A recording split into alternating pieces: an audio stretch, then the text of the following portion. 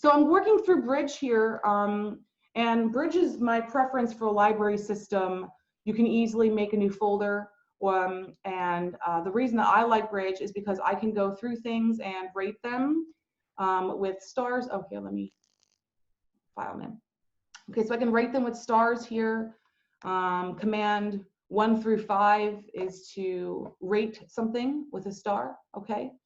So here I am, I'm rating. I can also add colors to things. 6 through 7 adds color. Why would I want to do this? I use stars in order to rate pictures. After I take a shoot, I'll put stars through everything. And then what I do is I sort things by rating. And now I'm able to see all of my favorite pictures in one place as opposed to by their file name. What I usually do now, again, this is my specific question with my workflow here. Once I have my things listed, you know, if I'm taking a big shot, I have 400 pictures. I do my first pass through. Everything with 4 stars or higher, I put into a folder. And I would move it into a folder like this, simply drag it in here. And then now I have my first round of pics in a folder. Then I was gonna, oh, okay, let's do this one really fast. Another really fast edit. All right, here's a headshot someone else took of me. And here's a sky that I have a photograph of. I've been taking out of my apartment here. So I want to, again, show you how I'm selecting myself. So let's start with my background layer. Yes. I'm going to make a selection, Command 0, make this as large as I can, and start with a general selection of my figure. This is pretty good here. I'm going to want to refine my edge here on my hair.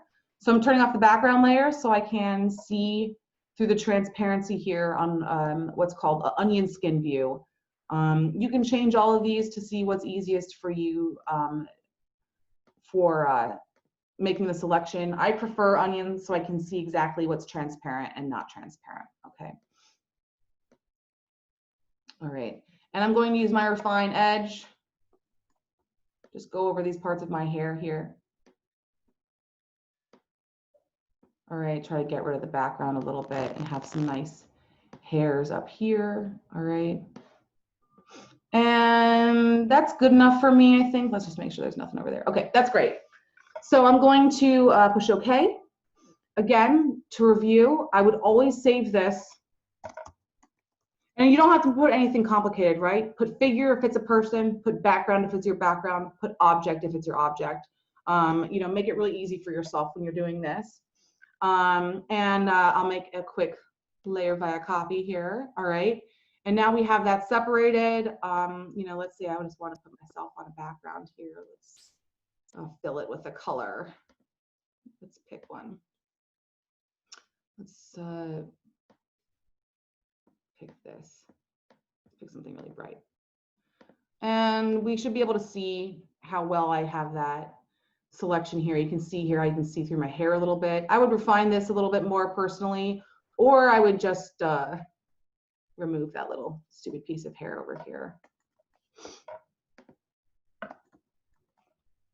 Because this looks dumb to me. All right, and you can see here how we have those that kind of cut out. I did this really fast. If you took the time, you can get those parts to go away too, but still pretty good. We have some pretty good texture here. And then let's say I want to do something else silly here. I'm going to drag this onto this layer here. And this is because now I want to add some color. So I'm using the transform tool just to bring this to the proper scale. That was Command T, or you can go to Edit Transform. All right, and I have a general color range here. I think I want to spin this around also so that the red's on the top here where my face will be. Okay, and now what we can do is see how these blending modes, oh, let's finish the transform. And now we can see how these blending modes here can change here by adding color. Let's make that all the way to the edges. All right, let's do it again. And you can see how it's affecting here. I think that this looks really nice. Of course, I also want this to affect just me, I think, and not what's underneath it. We'll make what's called a clipping mask. I'm holding Alt. This should not be the first time you've seen this. And I'm just going to clip it to my body. And now if I make any of the changes, it's restricted to the figure selection and not to anything else. So we can make a really simple hue change, or we could just add, a ton of color to the figure here with one of these contrast modes. If I didn't have this on as a clipping mask, it would affect the background also. You can see how that changed a little bit here. So again, another quick and simple way to think about compositing here, okay? I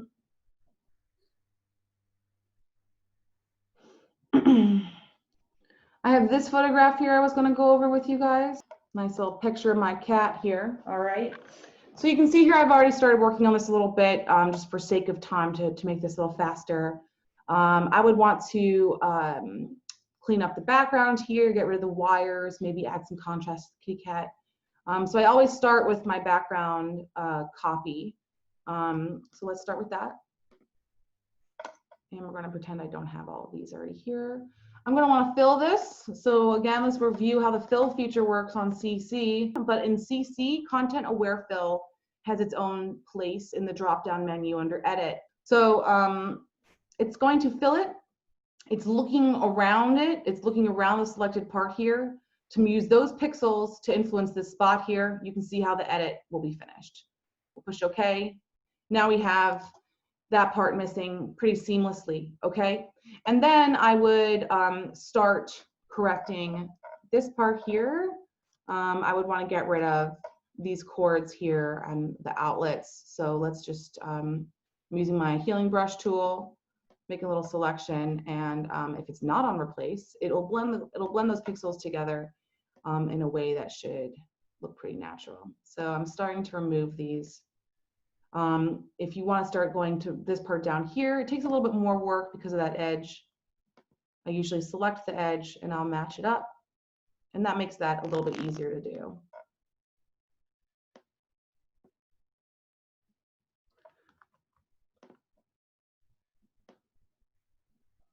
All right, and I'm not going to do this a lot because it'll take a little bit of time for it to look nice, but that's how I would edit this part, clean this up. I guess I did the whole thing. All right, and now we're here with that. So that's what this this layer here is at, okay? So this is a simple hue saturation layer. I made a mask with it. Let's say I want to try to work with the lighting on this, and I'll show you masking again. I'm going to use the curves layer. I'm going to make sure it's on top of everything so that way it's affecting all the layers underneath it. And you can see here how it's already white. It's because it's already a layer mask and we can work with it as such. So let's make a general edit, particularly keeping in mind what the cat looks like. Because that's going to be my main. Okay. Now if I click this, I can invert it, get rid of that. And I'm just going to put some light on Cleo. Now I have no mask and I'm adding it. So this is additive working as opposed to subtractive working. I can bring her out a little bit. We can bring up the front of the table. All right. And you can start working with light in this way. I'm going to bring her up a little bit more. Make sure she has a really nice hair light. All right. She's looking good. And then I think that this part of my background's a little bit dark on the right. So I'm just, since I already have that as a lightening layer here, I'm just going to bring this up a little bit in the corner also. You can see here how I'm adding that color here, or I'm adding the light here. You can see the mask coming forward. Okay.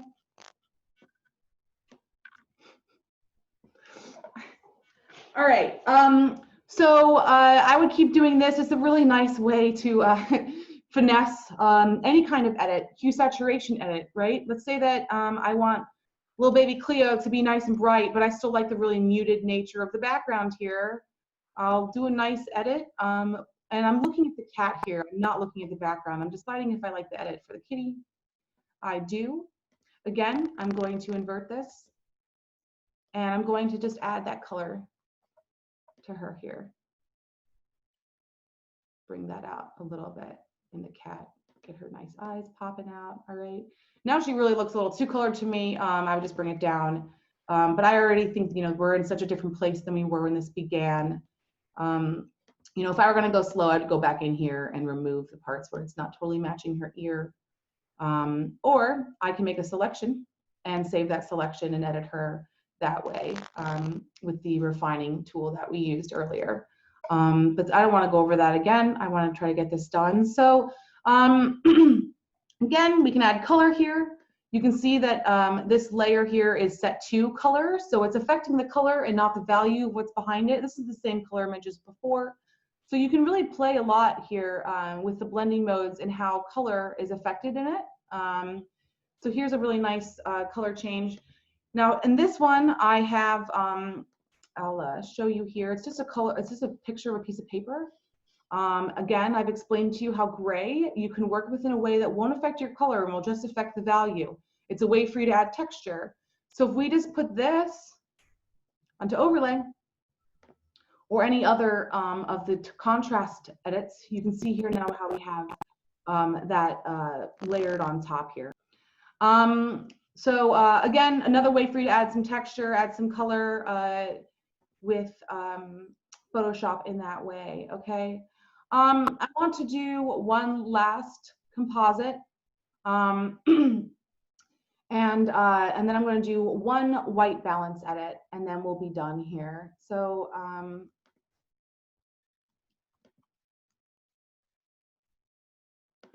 let's put the Star Trek Enterprise in Buffalo.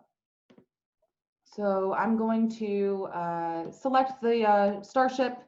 The fastest way for me to do that, honestly, is because it's on a black background. I'm going to select the black and go to select inverse, and now we have the starship here. Let's drag it over into, oops.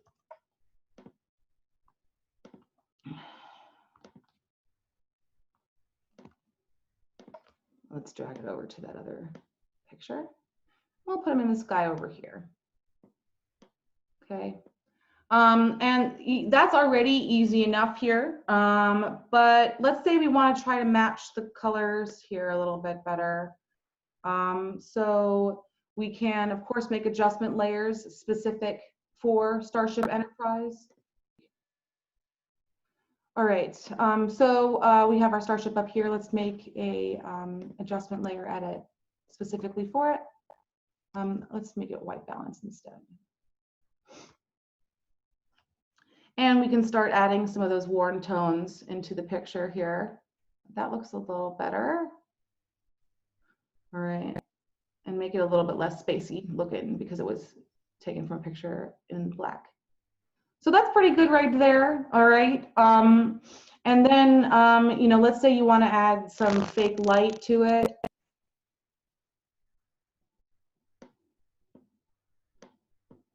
All right, I made a new layer.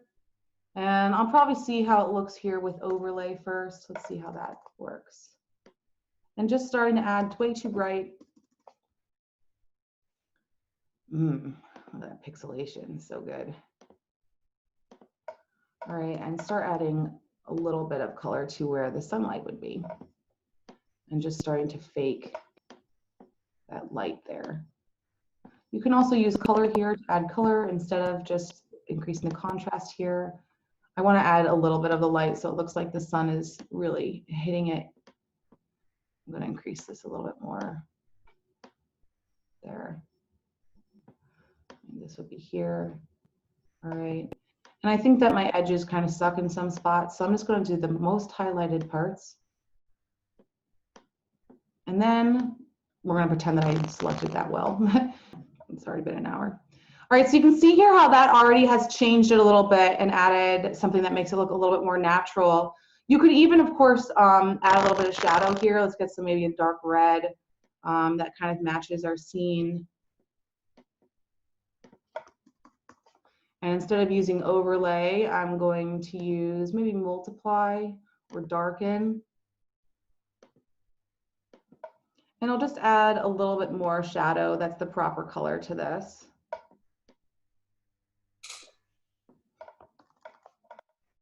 So this is how you could fake it, especially, you know, maybe if you're trying to like do the standard Photoshop a lady into the beach scene or something and you have to match that. I'm going to also attach this so that way if I over scribble, you can't tell. All right. And this is how you can try to match those colors as an overall on the scene. I wish I noticed that that didn't select properly. All right, and now it looks even more so like it's being lit properly in our situation here, right? So we have our standard color balance that we added. This is how it started by adding a lot of pink and red. And then I added some light, fake light to the ship. Again, I want to explain when I was adding fake light, I'm using color. I have a light color and a dark color. I use the light color on overlay and I use the dark color on darken, okay? And essentially you could just keep working like that with a composite. You know, let's see here, we have, of course, we're going to totally change what the scene looks like, but hello, no, all right. I'm going to spin this and let's just make it wider so that it goes from edge to edge. And you can start faking things this way too. I'm not going to finish the whole thing because it would take me a while to make this look really good. But let's start with that. And you again, of course, you can start looking at how it's being affected with certain mixtures here. I think that that one's probably my favorite. So we're going to use this one. Let's make sure it's not cutting off that building a little bit. Of course, we could always have masked that out. I'm going to select the black. I'm going to hit the mask button. And I'm going to invert my mask. So again, the edge is pretty bad here, but I would just go in here and fix that up. I made a mask with it already. I have my black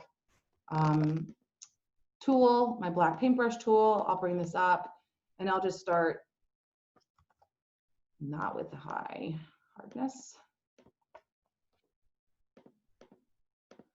Getting this edge to come in a little bit more. And of course, if you were combining a bunch of clouds in here, the more you do it, the more layers you have, the better it will look. But this is how I would start combining it here, you know, getting rid of this.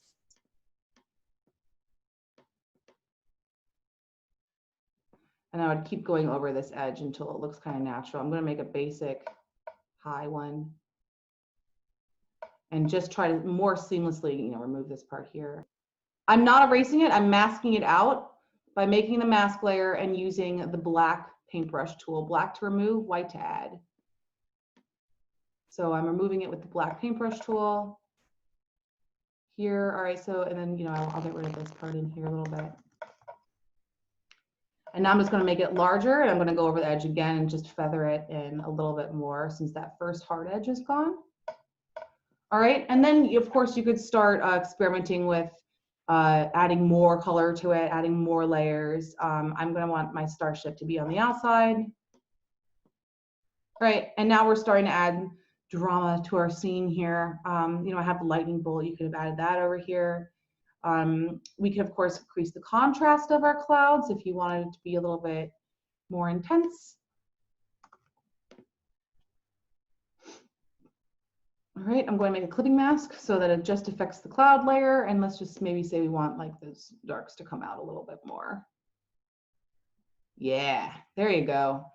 All right. And honestly, I'm just going to get rid of this part here because I don't like it. Make sure you're on the right layer. And I'll just get rid of that because that looks bad. All right. So you can see here I'm starting to put these things together. You know, of course, you can just continue to do that. You know, let's say you want even more cloud texture. We can bring it in again. Oh, you know what? Actually, let's just copy this one. Right. And, you know, now you can use this to add more texture here. So maybe we can move it over a little bit and you can start seeing how it's going to affect things a little bit differently. Maybe another one on top here. right? And you can start just adding more texture to our clouds. All right, and now starting to get a little deeper on the top here, and it's kind of still matching the general pattern here, right? So that's easy enough to understand. We're starting to just make it a little cloudier on the top because the spaceship came to Buffalo, and now we're doing that. So this is again how white and black is being pushed really well. And of course, using it as a mask too. If you feel like this is too dark, you can always go into the mask and use your black and just lighten it up in a couple spots if you wanted to do that. All right, to make that edit a little bit more. Okay, so there's one more thing that I want to show you guys before we wrap up, and that's going to be a quick white balance. Now, I don't expect a lot of you guys to be taking pictures out of focus. I mean, with a bad white balance, hopefully you will never do that. But let's say you do, or you know, sometimes I've been given jobs before when I have people send me pictures to retouch them. So if I have to retouch a picture, I have no control over what that white balance was. I've fixed many orange weddings and what have you. Okay, so let's just do one more edit here on with white balance. Okay. Let's find a good one to use. Let's use this, all right?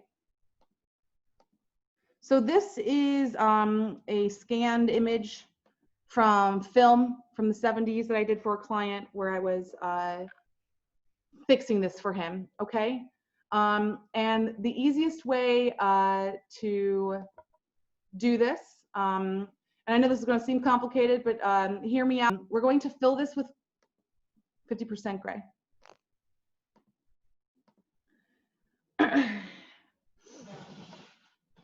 And put it on difference first. Then we're going to use an adjustment layer called threshold. And what threshold does now is it's breaking the image apart into blacks and whites so that we can see exactly how much of this color gray is in the picture or how much of this color gray is in the picture. So it's kind of mapping it out for you.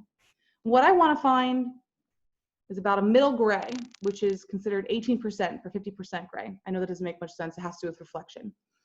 And I usually toggle back and forth to make sure I'm not picking anything that's the wrong color gray. Okay, I think I've made my decision here. I'm going to make a target. What I did here is I picked my color sampler tool.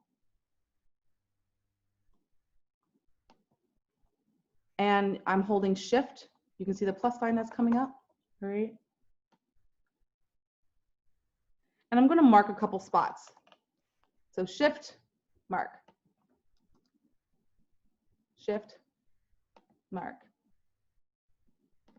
I want to also look up a little bit more gray. So I have more options. I can do this 4 times, marking. And what is that? The lake won't be gray, but the tree will be gray. So let's mark here. All right. So I've made 4 markers here to try to make my gray look correct. All right. I'm going to go into curves. You can see here that there's sampling tools to try to make your contrast and your white balance correct. Using white and black is a fine place to start. If you wanted to, you know, you could just pick the black as part of the picture here and the white as part of the picture. You know, maybe that would just be this part of the sky. All right. But using the gray is a good way to try to get everything. That's pretty good. That's the sky. That's not going to be something I want. And then let's see what this looks like. That's not bad. I think I prefer this one the most. All right. And you can see how that automatically changed that. I still think that these are a little red here, and I would fix that a different way, I think, because I like how this is coming. Obviously, I would also be like dusting this off and stuff. I still think it's a little green. So I can go back here into our adjustment properties. I'm going to go to green. I'm just going to bring it down a little bit. And I'm going to go to blue and bring it up a little bit more. All right. I think that looks a little better. Okay. And honestly, what I would do to get rid of the pink in the clouds, because this piece of film was so messed up already, is I would just go to magenta and take it out and edit it out that way. There's still a little bit in there if we wanted, but you could always just remove that. Now this looks kind of realistic to me. Of course, if you wanted some of that red and the rocks, you can just mask that back in, right? And we can start adding a little bit of that color. Maybe back here needs a little bit more red, but definitely not the sky. All right, so you can put a little bit of red back into our trees. Again, a really fast way to fix that without like kind of taking, without, you know, using a bunch of guesswork in your color balance. All right, and I think that that looks pretty good now. I think I'm gonna just bring it up a little bit more in the front here to get some dimensions in the shadows. And I think that looks pretty good. All right, so threshold again is to help you find grays, and this is why we have the gray layer here to influence that. And I used that gray color picker to white balance the picture, and then I used hue and saturation to remove the red, okay? I know that's quite a process, but it will change your life sometimes when you're trying to color balance something and it's just impossible to do so because of the color.